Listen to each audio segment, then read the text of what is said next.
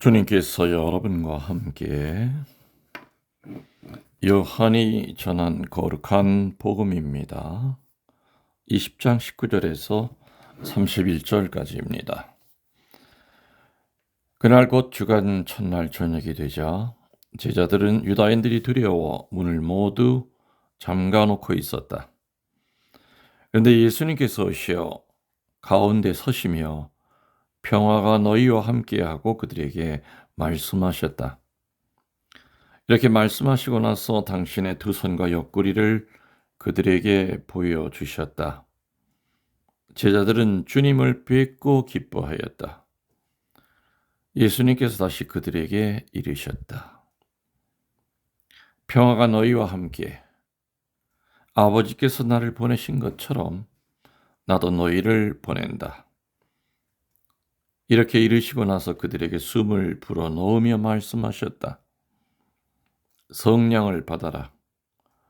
너희가 누구의 죄든지 용서해주면 그가 용서를 받을 것이고 그대로 두면 그대로 남아 있을 것이다. 12 제자 가운데 하나로서 쌍둥이라고 불리는 토마스는 예수님께서 오셨을 때 그들과 함께 있지 않았다. 그래서 다른 제자들이 그에게 우리는 주님을 배웠소 하고 말하였다. 그러나 토마스는 그들에게 나는 그분의 손에 있는 못자국을 직접 보고 그 못자국에 내 손가락을 넣어보고 또 그분 옆구리에 내 손을 넣어보지 않고는 결코 믿지 못하겠소 하고 말하였다. 여드레 뒤에 제자들이 다시 집안에 모여 있었는데 토마스도 그들과 함께 있었다. 문이 다 잠겨 있었는데도 예수님께서 오시어 가운데 서시며 평화가 너희와 함께 하고 말씀하셨다. 그리고 나서 토마스에게 이르셨다. 내 손가락을 여기 대보고 내 손을 보아라. 내 손을 뻗어 내 옆구리에 넣어 보아라. 그리고 의심을 버리고 믿어라. 토마스가 예수님께 대답하였다. 저의 주님, 저의 하느님. 그러자 예수님께서 토마스에게 말씀하셨다. 너는 나를 보고서야 믿느냐? 보지 않고도 믿는 사람은 행복하다. 예수님께서는 이 책에 기록되어 있지 않는 다른 많은 표징도 제자들 앞에서 일으키셨다. 이것들을 기록한 목적은 예수님께서 메시아이시며 하느님의 아들이심을 여러분들이 믿고 또 그렇게 믿어서 그분의 이름으로 생명을 얻게 하려는 것이다. 주님의 말씀입니다. 찬미 예수님, 주님의 이름으로 평화를 빕니다. 부활 2주일 오늘 복음 말씀을 묵상하고 있습니다. 코로나 시대에는 항사가 거의 없었죠.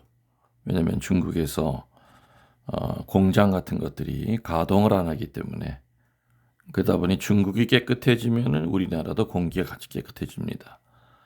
근데 다시 지금 중국이 앞이 안 보일 정도로 미세먼지 황사가 심하다 보니까 그놈들이 또 그대로 바람을 타고 날아와서 우리 한국 땅을 이렇게 덮고 있습니다. 요즘 참 몇 년 동안은 코로나 덕분에 아주 참 파란 하늘을 볼 수 있었고 또 미세먼지로부터 좀 해방된 듯 싶었었습니다.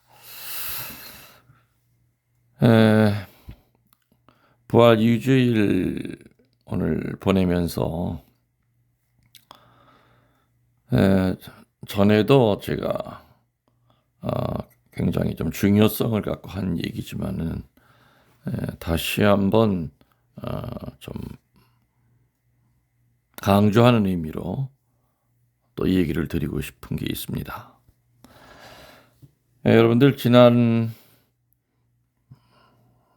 부활절 지나고 부활 주간 지나고 부활 8부 동안에 그 평일 복음이 뭐였는지 기억나십니까?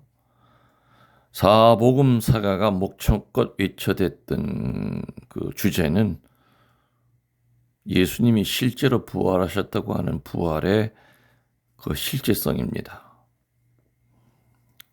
예수님은 유령이 아니라 정말로 부활하셨다고 하는 것을 부활절 지나고 난 후에 평일 복음의 사복음 사가들은 아주 강하게 강조했던 거였죠. 역사를 보면은요, 물론 그 역사는 지금과 연결이 되어 있기 때문에 예전에도 그랬고 지금도 그렇고 부활을 보는 그 세 가지 정도의 그 견해들, 흐름이 있습니다. 첫 번째는 극단적인 자유주의자들입니다. 이 극단적인 자유주의자들은 부활을 어떻게 보느냐? 주님 부활의 역사성을 인정하지 않습니다. 단지 부활의 현대적인 의미만을 목청껏 외쳐대고 있는 거죠.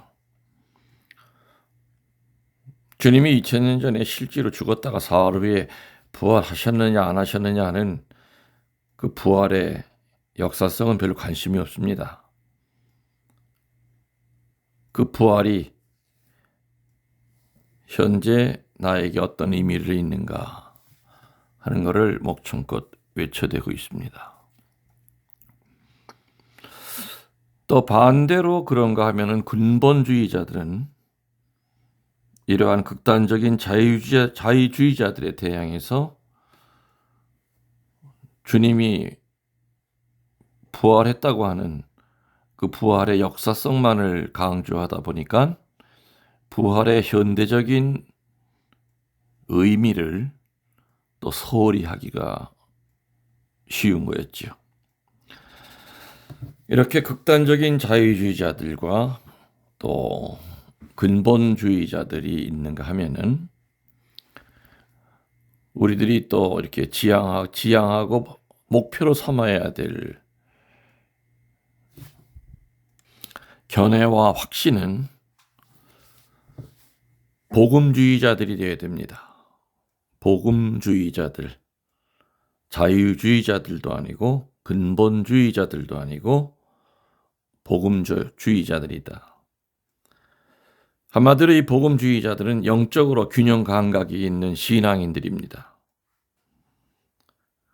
부활의 실제성을 믿으면서 강하게 믿으면서 동시에 이 세상에 사는 다양한 현대인들에게 주는 그 부활의 메시지를 받아들여서 구체적으로 열매를 맺고 살아가는 사람들을 우리들은 균형 잡힌 복음주의자들이라고 이렇게 부릅니다. 그래서 우리는 복음주의적인 차원의 그 부활의 의미를 찾으려고 애써야 됩니다.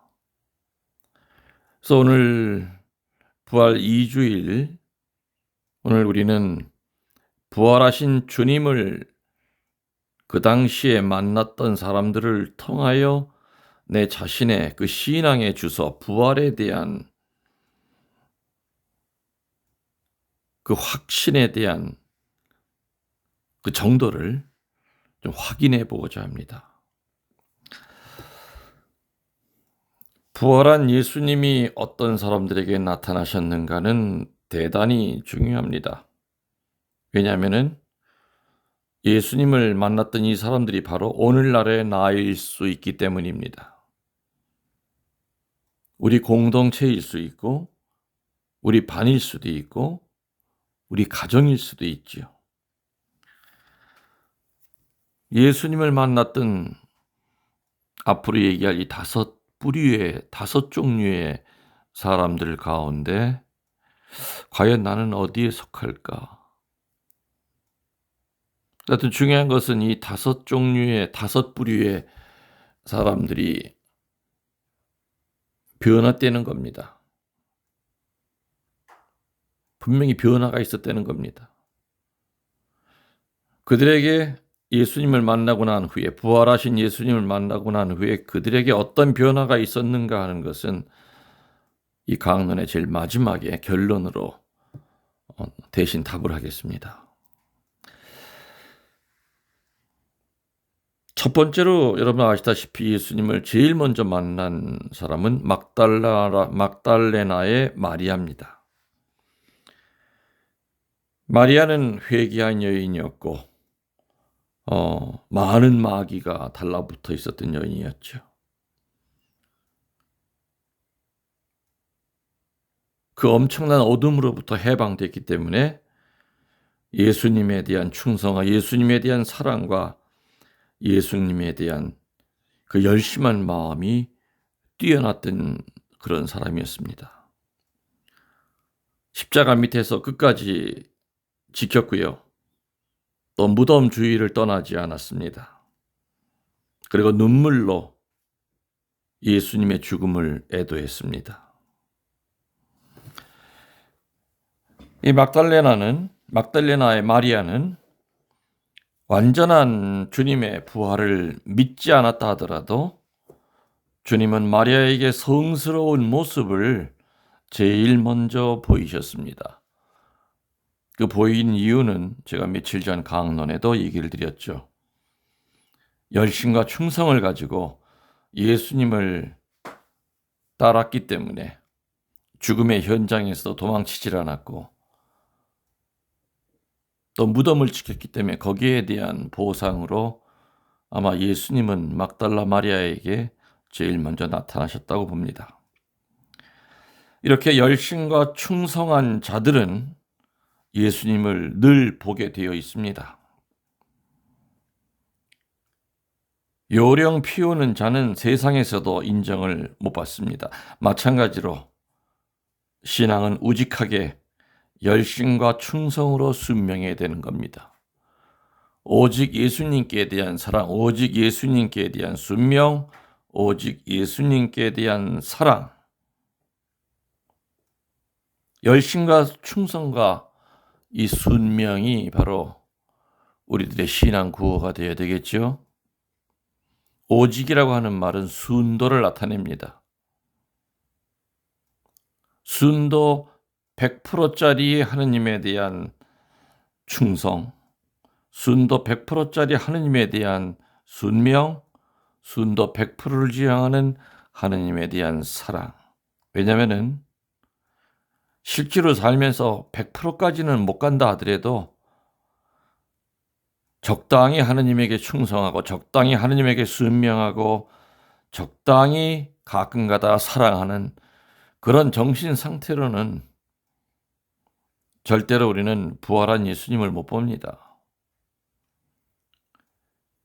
60%의 하느님에 대한 순명을 갖고 살다가도 40%의 그 불순명 때문에 이제껏 했던 그 순명이 다 무너집니다. 우리는 적어도 목표만큼은 순도 100%짜리 충성과 순명과 사랑을 갖고 살아가야 됩니다. 이렇게 막달라 마리아는 불순물이 들어가 있지 않는 열심과 충성과 순명과 사랑의 마음을 가지고 예수님을 따랐기 때문에 예수님은 막달라의 마리아에게 당신의 그 부활한 첫 모습을 선물로 주시지 않았을까라는 생각을 갖습니다. 두 번째로 부활한 예수님을 봤던 사람들은 누구였습니까? 다락방에 숨어 있었던 제자들에게 나타나셨습니다. 오늘 복음에 나오듯이. 그 제자들은 두려움과 공포에 떨고 있었습니다. 다락방 밖에서 발소리만 들려도 로마 군인들이 잡으러 오는 줄 알고 전전긍긍하고 있었습니다. 그렇게 오합지졸처럼 자기 스승을 버리고 도망치고 이제는 다락방에 모여서 두려움과 공포 때문에 어쩔 줄 몰라 하던 그들에게 예수님은 나타나셔서 너희에게 평화가 있기를 하면서 용기를 북돋아 주십니다. 평화가 있기를, 이 말은 너희들에게 담대함이 있기를. 왜 그렇게 두려움과 공포에 떨고 있느냐? 너희에게 담대함이 있기를.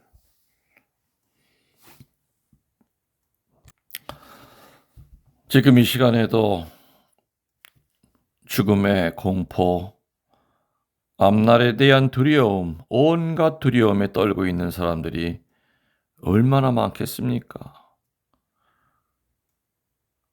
암병동, 또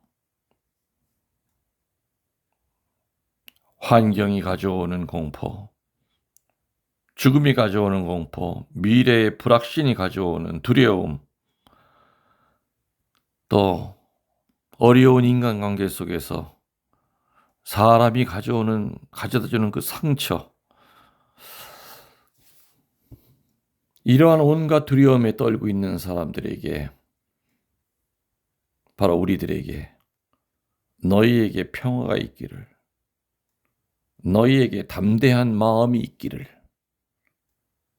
이렇게 얘기하십니다. 다시 말하면은 너희 가슴 속에 사람을 담고 살지 말고 바로 나를 품고 살아라. 그러면은 공포와 두려움은 사라진다.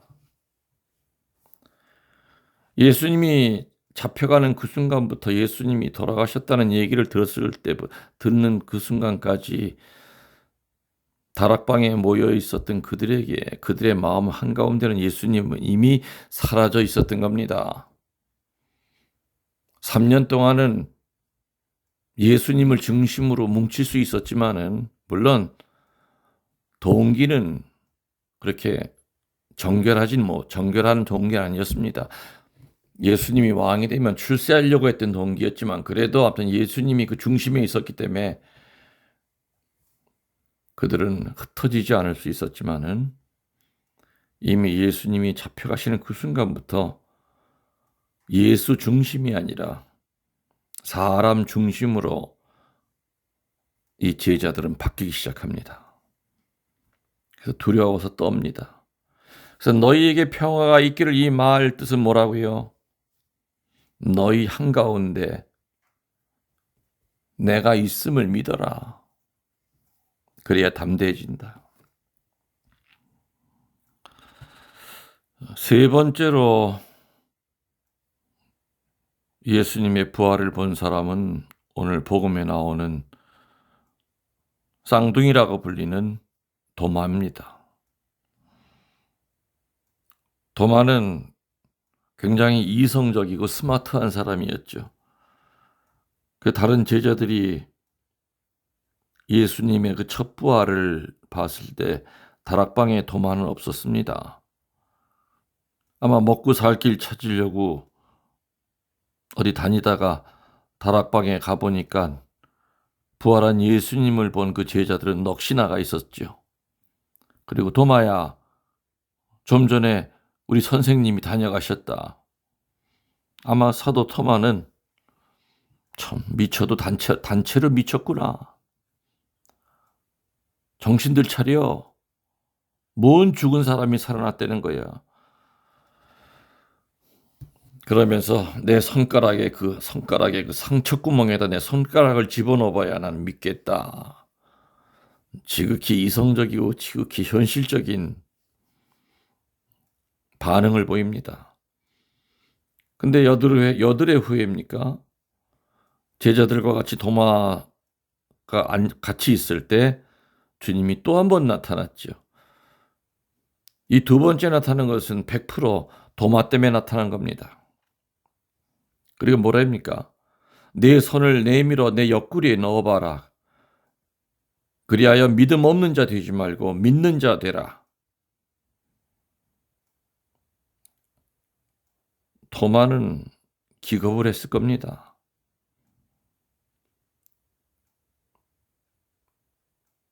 다른 제자들이 예수님을 봤다는 말을 한 것을 믿지 않았었죠. 예수님의 부활을 확인한 도마는 무릎을 꿇고 모든 회한과 회개와 그리고 의심했던 그 모든 것을 하느님께 용서 청하는 마음으로 딱 두 마디를 합니다. 나의 주님, 나의 하느님. 다른 사족을 붙이지 않습니다. 용서해 주십시오. 제가 미쳤었습니다. 이런 변명을 하지 않고 나의 주님, 나의 하느님 하면서 무릎을 꿇습니다. 그런 도마에게 예수님 뭐라 그럽니까? 너는 나를 보고야 믿느냐? 보지 않고 믿는 자가 진복자니라. 성서에서 사도 토마는 의심과 회의와 불신의 대표자처럼 보입니다. 사실 모든 분열과 깨짐은 의심으로부터 시작이 되지요. 의처증, 의부증, 친구 사이의 갈등도 의심으로부터 시작이 됩니다. 오늘도 부활한 주님은 의심과 불신과 회의의 깊은 수렁에 빠져 있는 자들에게 서로 믿고 신뢰하라고 얘기합니다. 그리고 나를 믿는 자가 되라고 격려하고 계십니다. 네 번째로 예수님의 부활을 받은 사람은 성서에 엠마오로 가는 두 제자에게 나타나셨습니다. 엠마오로 가는 두 제자에게 나타나셔서 성소를 풀이해 주시고 빵을 축성하여 떼어 주십니다. 사실 이 엠마오로 가는 그 두 제자는 3년 동안 믿고 따랐던 주님이 십자가에 못 박히시자마자 낙담하고 절망하여 낙향길에 있었던 겁니다. 물론 우리들은 주님 때문에 핍박당하다 보면 낙담하고 낙심할 수 있습니다. 가난하다고, 못생겼다고, 못 배웠다고, 가진 것이 없다고, 재주가 없다고 얼마나 많은 사람들이 절망하고 낙심하고 체념하며 숙명론자로 전락하여 사는지 모릅니다. 그렇지만 누구든지 부활한 주님을 만나기만 하면 달라집니다. 갈 때는 절망의 엠마오 길이었지만 주님을 만나고 올 때는 희망의 길이 되어서 단숨에 예루살렘을 향해 줄다름 쳐서 갈 수 있는 힘이 생기는 겁니다. 다섯 번째로 주님의 부활을 본 이는 티베리아 호숫가에서 그물질하던 베드로입니다. 주님이 돌아가시고 난 후에 베드로는 다시 어부 생활로 돌아갈 수밖에 없었습니다. 주님을 잃어버리고 고기 잡는 옛 생활로 돌아간 베드로와 제자들, 밤새 고기를 잡지 못해 기진맥진한 제자들에게 요깃거리를 준비해 주십니다. 그리고 베드로에게 3번 묻지요. 요한의 아들 시몬아, 네가 이 사람들이 나를 사랑하는 것보다 더 나를 사랑하느냐? 예, 주님, 아시는 바와 같이 저는 주님을 사랑합니다.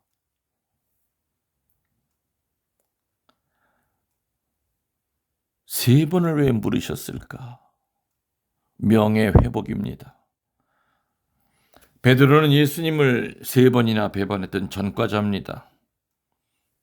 주님을 배반했다고 하는 이 깊은 죄의식은 베드로를 사는 게 사는 것이 아닌 것처럼 지옥의 마음으로 살고 있게끔 했던 겁니다. 스승을 지키지 못하고 도망쳤던 12사도 가운데 제일 마지노릇을 못했다는 그것 때문에 괴로워서 사는 게 지옥이었던 겁니다.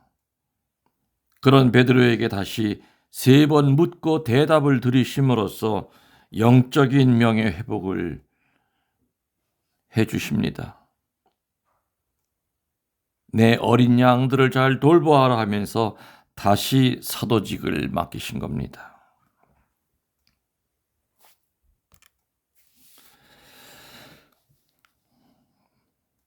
서두에 말씀드린 것처럼 부활한 주님을 만났던 사람들은 분명히 변화가 된다고 그랬습니다.